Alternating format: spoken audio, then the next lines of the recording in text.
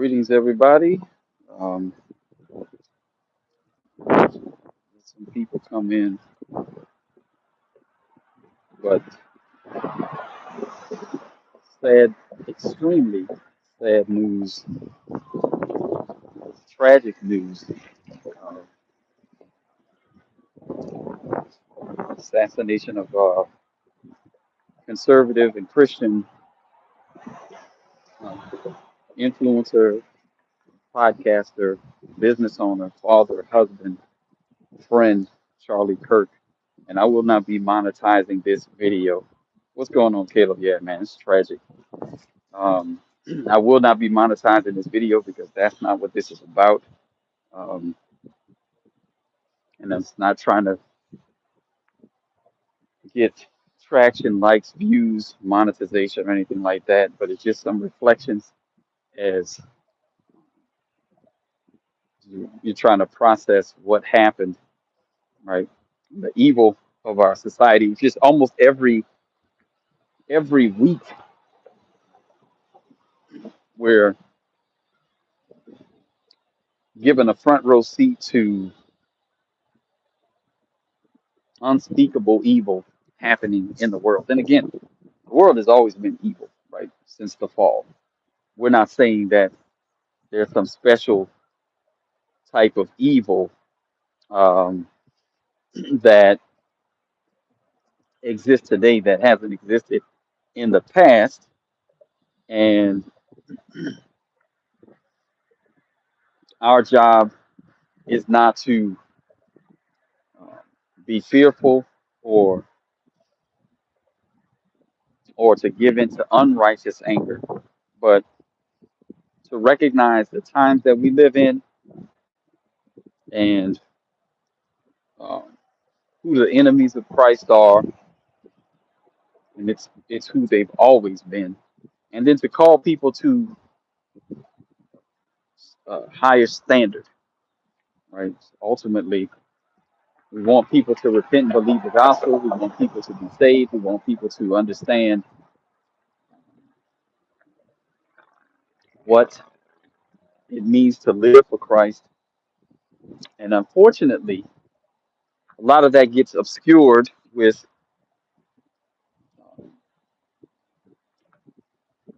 highly polarizing political climate in which we live, right? And unfortunately, someone like Charlie Kirk, who devoted his life to his beliefs and was brave, honest, winsome, engaging, was probably the most, if you want to talk about the conservative influencers and uh, the ones that they actually should dislike and want to assassinate, it wouldn't be Charlie Kirk, right? The He's the one that actually engaged with them, had thoughtful dialogue with the left, with these evil people who want to distort reality. He openly invited them on his platform. He went onto their platforms. He continued to have speaking events at college campuses, and sometimes they would get a little spicy. What's going on, Steve? What's going on, Lonnie? The um, he would actually engage them. Very rarely did he get belligerent or unruly, and this is who they assassinated. Hello, AABDD. This is the person who they are cheering for. This is the person that the left is now cheering as he's gone to meet Jesus. These people are sick and vile, and there's really no other explanation for it. That someone like Charlie Kirk they viewed as a threat to that magnitude. Now, the reason why they viewed him as a threat is because his message resonated, and he was a big. He was a large reason why young men, young women turned to Trump and to conservatism, and many he turned to Christianity. And so the bravery that he showed in the face of danger, because going on these college campuses as many times as he did without heightened security, he didn't have presidential level security, was always a danger, and he even recognized that. And ultimately, it's some, you know, lunatic who took his life. This is this is what the left thinks, that silencing him will silence the movement, just like they thought that silencing Trump would silence the movement. But what they don't seem to understand is that people are fed up, people are tired, people are recognizing the evil that plagues us. And Red, yeah, his life, yeah. I mean, yeah. And then again, we're saying that rest in peace, right? This is very, if you, even if you didn't know him, right? And this is one of the reasons why I'm not monetizing this video. This is not about clicks, views, likes, or whatever. This is because I had a completely different episode planned later. Um, but Charlie Kirk was a what you would say, an avatar for young men who had become tired of what they had seen in the political landscape and who wanted something better. I'm 16 years older than he was, and I can't even say that I've accomplished as much as he did in a short period of time. Right? In 31 years, I was nowhere near as accomplished as he is, because I'm still not as accomplished as he is in a lot of areas. So, but you feel sorry for his wife and for his children, for his friends, for the people who knew him, any family members, because the left has fomented division and hatred for so long that someone took it upon themselves. And we don't know who the motives of the killer were, but this is a politically motivated assassination by someone who was highly trained, because you could tell that it was a long range shot, and it was deadly accurate, apparently, obviously. But unfortunately, we don't seem to understand, or the left doesn't seem to understand, that this is not going to stop people from pushing back against them. That's what the left seems. They think that, oh, if they killed Charlie Kirk, if they killed Trump, that it was going to stop the movement. The movement is not going to stop. Yeah, 200 yards. Yeah, that's what we heard, right? We we want our country. We don't want to live in fear. And do they think that because they killed Charlie that it's going to be that people are just going to stop? Yeah, right. Yeah, yeah. People, there are going to be people. There are we understand there are people when you're dealing with a violent group like the left who want to be. They're the actual authoritarians. They're the actual ones who want to rule by fear. They want to shut down conversations. They spent 4 years trying to destroy Trump. They just killed one of the most prominent Trump supporters, who was vital into getting young, uh, college aged, or from like 30 on down, young people to begin to move towards conservatism and traditional values. Do they believe that killing him is going to all of a sudden turn all of these people liberal? You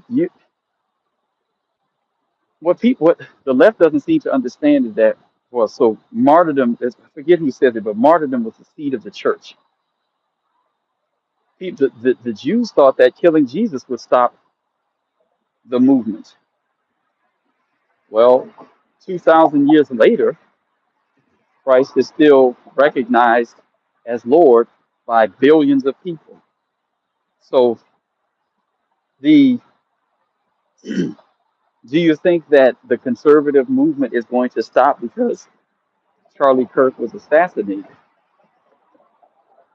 I don't even think Charlie Kirk, if we could speak to him from beyond, from the beyond, he would most likely tell keep fighting, keep fighting.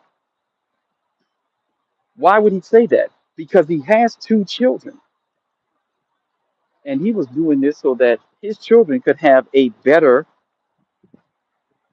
life, live in a better country, right? So, yeah, right. Well, I just said he's fighting for a better country, guys. You got to listen, keep up, okay? So, yeah, fighting for a better country. They want to make sure that he wanted to make sure that his children could live in a country without fear, without uh, threat of political violence from leftist lunatics. And unfortunately, because of his bravery, he lost his life. And because of his because of a leftist lunatic, let's just say that. Because he was a brave young man, right? Yeah. Victorious one, better country for his children. That's what he was fighting for. I can tell you as a man who has children, I want the country to be better for my children. Yep. So, yep. And again, it's sad. It is sad. The uh the reality Trump Trump responding to this, and then Musk, and this could be um a galvanizing event for the conservative movement, and it could move Trump's hand a lot faster. Um, there it is. Yeah, John Medina, exactly. John Medina said it for everyone. Yeah, my children are black, and I believe in a lot of the things. Now, I disagree with Charlie Kirk about lots of things, but um, there were some things that we shared in common that we believed would be best for our children, which is why on most things we would actually agree, right? So yeah, so yeah, but we have a lot of things in common. Yeah. Yeah, victorious one. Yes, black families do deserve peace, which is one of the reasons why we want stronger policing in our neighborhoods so that these black thugs and violent criminals can be locked up for long periods of time. Because, yeah, as a black man, I'm more likely to be killed by another black man than I am by a white person. And so, yeah, we have a very small segment of the population that commits a lot of the crimes, and those victims look like me. So, yes, we do. We do. Yes. There you go, Caleb. Get it in. There you go. Caleb's like, block, the time in the mouth. Time in the mouth. Yeah. Time in the mouth. Love it. Yeah. Yeah. Yeah. I mean, this isn't, this is a really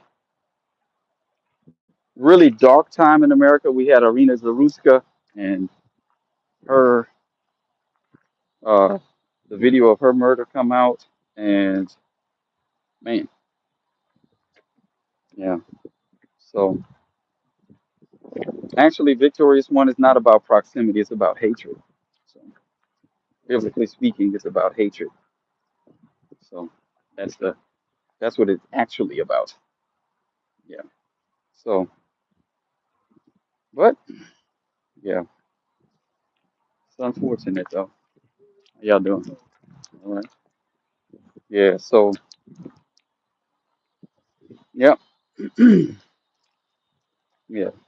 Murder of Charlie Kirk is a different problem. It's politically motivated, whereas Arena Zarutskas was uh, racially motivated. We can we can we can walk and chew gum at the same time. Both of those things are problems, and we actually we can actually discuss both of them. I've seen people online cheering his death, and then making the comment that he was ironically he was talking about gang violence when he was shot. I'm like, what are you talking about? That's not ironic. It wasn't a gang that killed him. Well, unless you want to call the left, who conspired to try to kill Trump, and also are probably behind this one as well. You want to call them a gang because sometimes they do gang activities.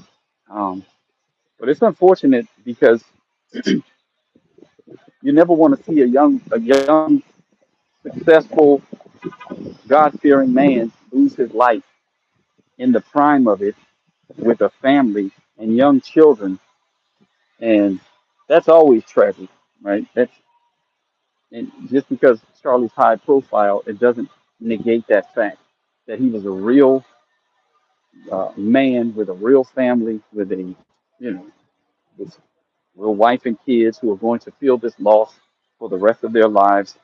And it, as a father, it stings to know that they're going to have to live with this reality, all because people couldn't handle disagreement. Yeah, yeah. Charlie Kirk was not a racist. Yeah, unless you have a very uh, wide-ranging definition of what a racist is, because that's not it. Real racists like Joe Biden, people like that. Yeah, Charlie Kirk was not a racist. Recognizing patterns and being willing to call them out is not racism. Charlie recognizing that there is a violence problem with a subset of the black community in young black males is not racism. Stats aren't racist. So, I mean, it's unfortunate that you believe that, but it's actually not. Because if I say the same things that Charlie Kirk says, does that make me racist? No. And it doesn't. The numbers don't change now that the numbers and the stats haven't changed now that Charlie is no longer with us and with the Lord. Right? That the numbers and stats haven't changed. The black community still needs correction and change. Chicago, Chicago, gonna be another weekend of violence in Chicago. It's gonna be another weekend of violence in these blue cities, these major blue cities. Charlie being gone doesn't change that. The black community didn't get better. I know a lot of people in the black community are up uh, it is that he's gone and this racist is no longer with us. Yeah, but you still got to wake up tomorrow in your violent neighborhoods, right? You got to wake up worrying about um, whether the Pookies and Ray Rays are going to kill you. You still got to wake up in that. So, and Charlie's with the Lord in a better position than everybody here on earth. So while you talking about Charlie and and celebrating his death, you still here on earth with the same problems that you had prior to his death. So celebrate all you want, but it seems like a uh, foolish practice to be celebrating a man's death who provided so much, accomplished so much. Yeah, yeah. The victorious one, you need to get out. Go on to X. You'll see people celebrating it. I've shared it on my X platform. Yeah. So, yep. Yeah. So again, you could choose to be ignorant, victorious one. I mean, that's probably what you're going to continue to be. But um, you can go online, go to Occupy Democrats, go to Libs of TikTok. You can see it. It's there. Yeah, it's there. If you want. All right. But I'm about to head back into the job. I will see you all tomorrow, most likely. I had another episode that I was planning on doing, but it seems that This is probably going to take precedence because it's extremely saddening. And I think pretty much everything else takes a back seat because this is wow, tragic. So, all right, y'all be strong. Until next time, be on the alert, stand firm in the faith, act like men. These are things that Charlie all did. Charlie did these things, right? Charlie did those three things that First Corinthians 16:13 says. Yeah, he did all of those things. So, see y'all around.